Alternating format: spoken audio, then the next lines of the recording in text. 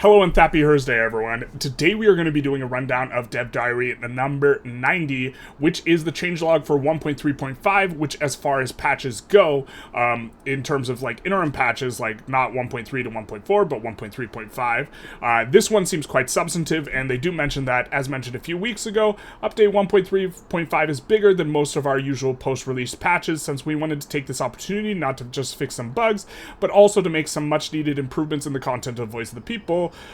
For those of you who don't own Voice of the People, there are some new high-impact improvements to the game as well. So, in this, we will be talking about the improvements to Voice of the People. This will be up first. Then we're going to be talking about two just enormous game improvements, one for performance and one for allowing you to demobilize generals. And this will be the main kind of thrust of what's going on here. I've already recorded this, but then the audio is scuffed, so this is my second time recording this. And so hopefully it is a bit better, but we're just going to run through it. We're probably going to kind of skim over a lot of the Voice of the People content specifically. And so first up, Voice of the People changes here that they're making. They are improving mainly the divided monarchist sort of chain, so that each one of these is going to be gaining progress. You see that there's plus for all of them, and so it's a little bit more timely and a little bit more important on that front. And they are also introducing a pretty big, you see here, it's going to be based on popularity of Bonapartist characters.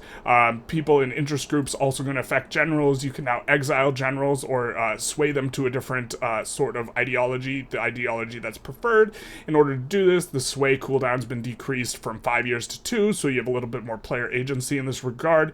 And they do have this new negative modifier that is going to be in place, that is going to apply until you resolve this journal entry, which is government ideology penalty, increased radicals, decreased loyalists, and increased political movement radicalism. This is a pretty significant nerf to France as a start, but I think it's appropriate and also makes you want to resolve this journal entry. They will also have some failure conditions in here that they have added, which is that France is experiencing springtime of the people. France has more than 25% radicals, and the civil war is about to break out. Okay, so you have to try and do this in a timely fashion, otherwise it's going to be scuffed. And this is the main thing. You still have to cement the house after you get them in power. And then they have down here more Voices of the People improvements. They do kind of talk about throughout this Dev Diary. If you wanted to read it, they kind of go into more detail, but I really don't think that it's too incredibly substantive or like necessarily worth covering if you don't want to play France, so I'm not going to spend too much time on it because it is localization for France. France can now purchase Luxembourg. They did add, after France declares their natural borders, some stuff. People get a notification. It gives you extra conscription and this sort of stuff. They have improved a lot of notification stuff in general, but we'll come back to that in regard to agitators, or we'll get to that, not come back. Successful coups no longer cancel a law being enacted. And then social revolution always makes it a council republic. This is nice. More information on Garibaldi and Indochina. This is nice because it's always nice to get some flavor. And enacting monarchy as a Republican France will allow you to choose which historical candidate to enthrone. They've also kind of improved some of the interface stuff, improved the stability of, improved usability of divided monarchist and rightful dynasty journal entries. And then I think that several triggers relating to sway should now be more legible. Okay. They did improve the Algerian journal entry tooltip because it now no longer refers to Provence. So this is fantastic. They talk about, I think, the increased problem, or the increased problems, new Republican unrest modifier, increased difficulty in approval ratings from preventing a coup and by removing an interest group from government. This seems fantastic. Longer cooldowns to some associated events with divided monarchy. Okay. They adjusted the French AI to make it more French, more baguette, more excite. This is good. And they fixed some bugs that did not seem enormously important to kind of, for us to cover in any sort of, a special detail, but there are some bug fixes. We'll skip over this for a front for a moment, and then kind of come back to it. All right, yeah, let's talk about it now. So this is one of the big changes here. This is one of the bigger changes. You can now demobilize generals, which is fantastic. They have to have been mobilized for 6 months, and they mobilize slowly over the course of 4 months. I think this is to prevent you from gaming the system, just turning them off and on and off and on again. This sort of thing. Or maybe all generals will demobilize over the course of 4 months, which also makes sense. You know, you're getting everyone back to home, this sort of thing. You might still need to pay some expenses. This would make sense to me. It also makes it... or they demobilize over a course... Anyways, they don't mention anything about having to pay these sorts of goods, so I'm just guessing that this is early demobilization, 4 months. And why is this so important? Well, sometimes you just scrape the bottom of the barrel, you mobilize everything, and you have this big, huge war, and at the very end of the big, huge war, you have a native uprising, or one of your subjects that's like a 2-province minor has a rebellion, and suddenly you just need to maintain this enormous army for no reason. Really, you should be able to start multiple diplomatic plays at once, but this is a bigger change related to diplomacy and diplomatic plays. Not expecting that in 1.3.5. But now you can instead tone down the military. They don't say anything here about conscripts. Unfortunately, there's nothing in here about conscripts, and really the really painful mobilizations are when you need to go full conscript mode and then you get stuck in there. And that they don't mention anything about being able to put down conscripts, to me, is a little bit frustrating or a little bit annoying. It's not frustrating or annoying, but I wish it was included. I'm guessing this only applies to your standing army that you can demobilize and not your conscripts, which is unfortunate. Hopefully you can deconscript. We will see here coming up in 1.3.5, but this is a big change. This is super nice, and this is definitely one of the military changes I was really hoping for, and I'm so glad that they're implementing before 1.4. So that's kind of that thing. Now, just more general improvements other than the demobilizing, which is in here. They added they added some various Haiti type of stuff. They changed unification plays in quite a few ways. I don't think they are all... Let's see. Okay, all of the information's right here. Unification plays now target countries that hold states that are relevant for the unification and are not supporters, allies, or subjects of the initiator. Unification plays will no longer target disqualified unification candidates, but can target great powers. So Italian unification will tend to target Austria for Lombardy, Venetia, and German unification will tend to target France for Alsace-Lorraine. This seems like a good change here that is quite nice, and also might make it way harder to form Germany. I'm not entirely sure how exactly this will shake out in terms of practice, but this sounds good. I honestly don't have too much experience with the German unification events. I've done them a couple times in like practice runs just to play around with it, but I do not have a super robust knowledge of how exactly all that works, and so... But this sounds better.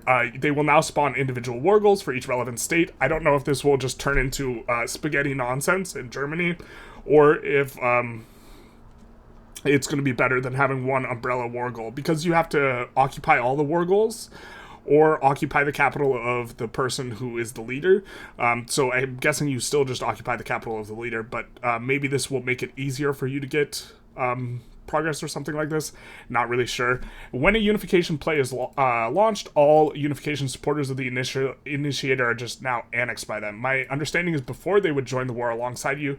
Now just getting annexed is great, and it also makes sense alongside the opposing side will get a cut down to size CB. So if you get annexed, you annex all of them, but then you'll get cut down to size. But this makes unifications really dangerous in a way that maybe they're not, because cut down to size removes currently it's bugged, by the way. It removes all of your subjects right now. So this is my understanding of it as it stands in 1.3.3. It removes all of your subjects. So this is a big deal. But secondarily, it will remove all the progress you've gained over the last 10 years in terms of annexing various things.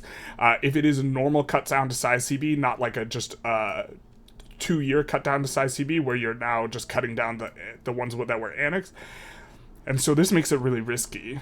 And so this is going to be kind of a big deal. But okay. An active interest group traits will no longer deactivate. And then we're back to like kind of normal improvements. So this has been The Unification plays specifically have gotten some adjustments that seem good. This isn't one of the bigger features, but I do think it's worth covering. Active interest groups will no longer deactivate when approval is sufficiently different from the cutoff to make them more sticky and prevent spam. This is kind of nice.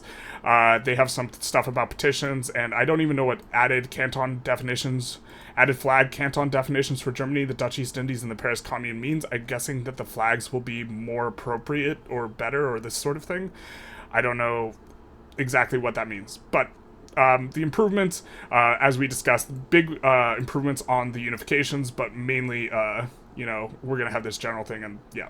Okay, moving on. Interface. Interface has gotten a bit better. Specifically, there's a lot of new stuff related to agitators that make it so you can be more aware of what's going on with the agitators, and you don't have to check, go into the game menu and check them specifically. This sort of stuff. The political, you will get a toast notification when they appear. Exiled characters will now send notification to all diplomatically relevant countries, and it makes Exiles notification group and add it to the message settings, and so you can change the settings. And this will be super, super useful if you can specifically create notifications for certain ideologies, namely humanist and anarchist, because multiculturalism is still meta, and if you can make notifications to pop up when you can kind of snipe one of those characters, that'll be super, super nice.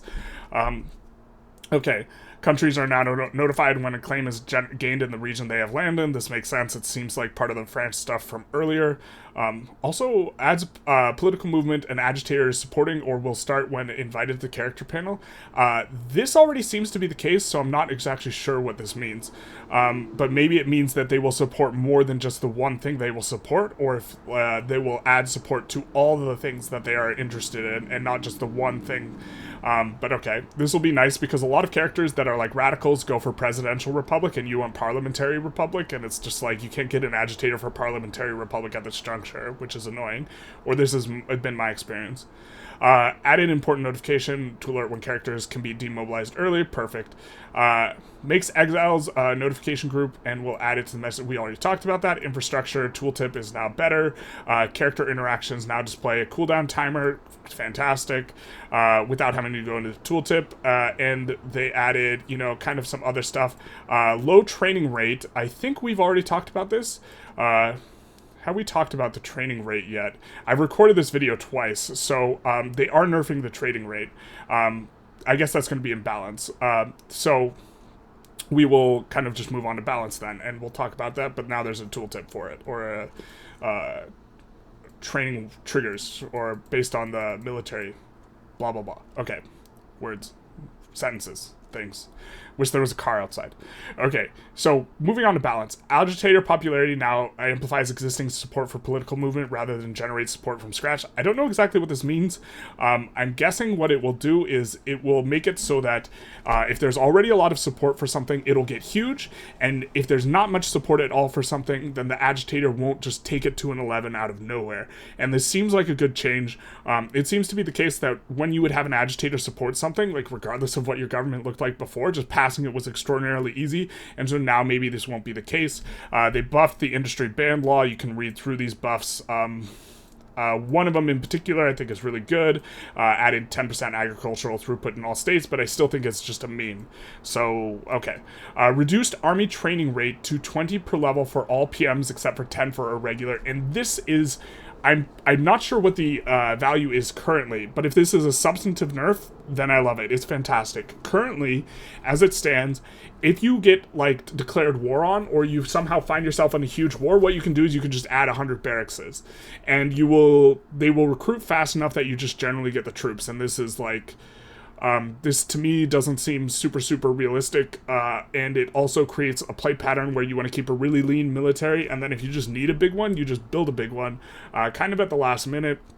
And so I'm pretty happy with this change, or I think it's a good change. Obviously, it'll be more frustrating as a player because you will have less ability to dynamically just build a huge economy and then just blast the military into space when you need it.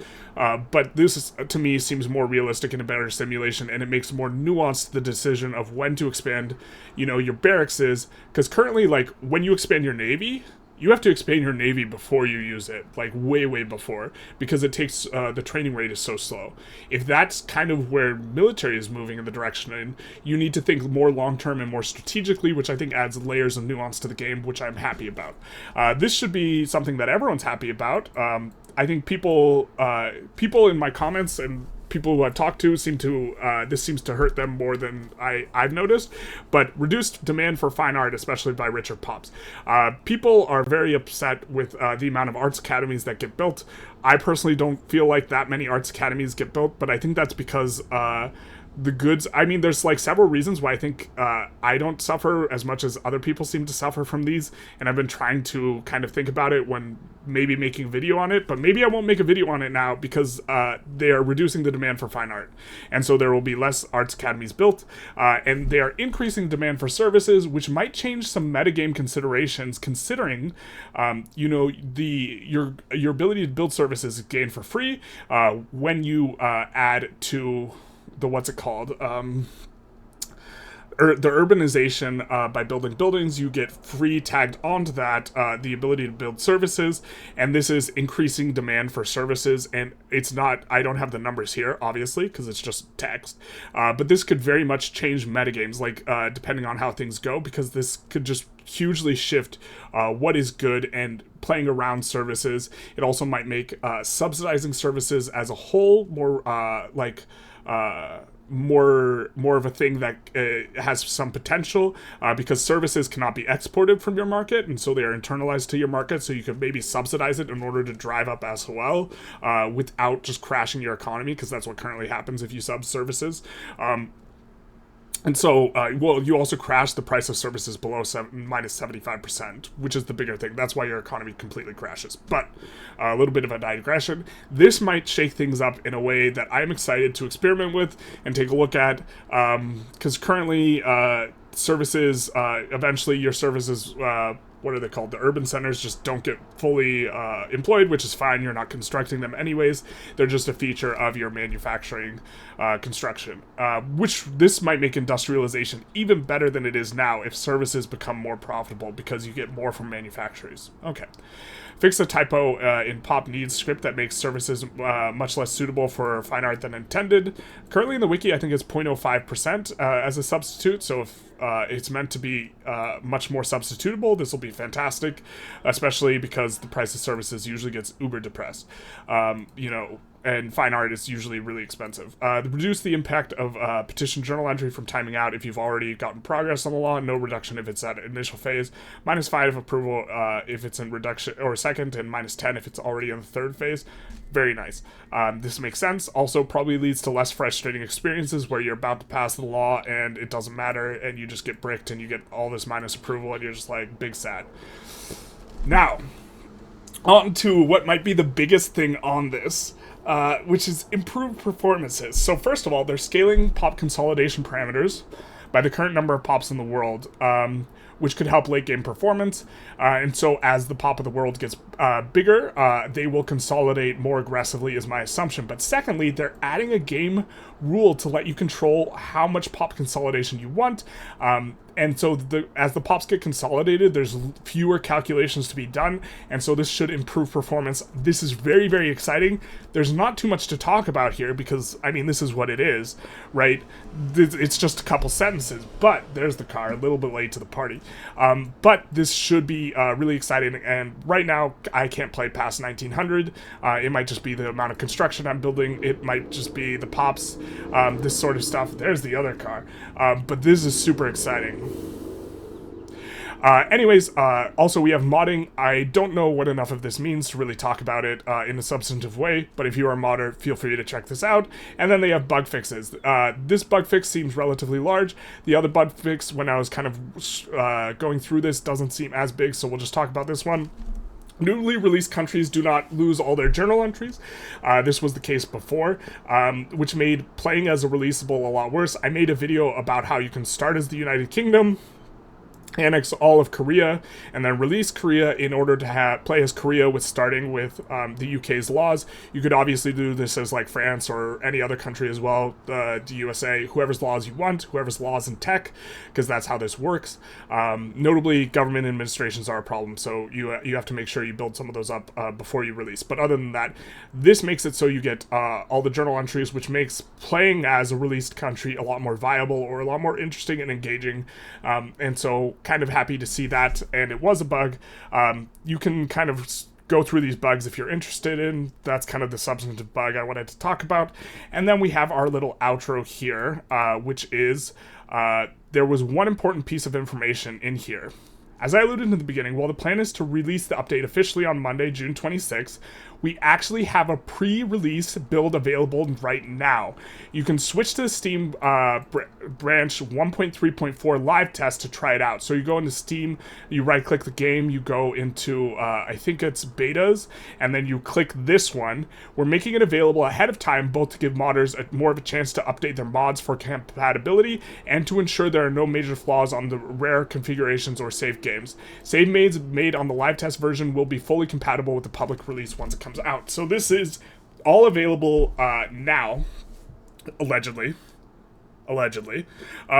And so this is really exciting. You just need to, go into the game, go into the betas, do this sort of thing. And this is kind of just a rundown, just very, very briefly to summarize what we have. We have some Voice of the People flavor improvements, primarily divided monarchists, but also the French AI should be a little bit different, and also the Algeria stuff is a little bit better, and this sort of stuff.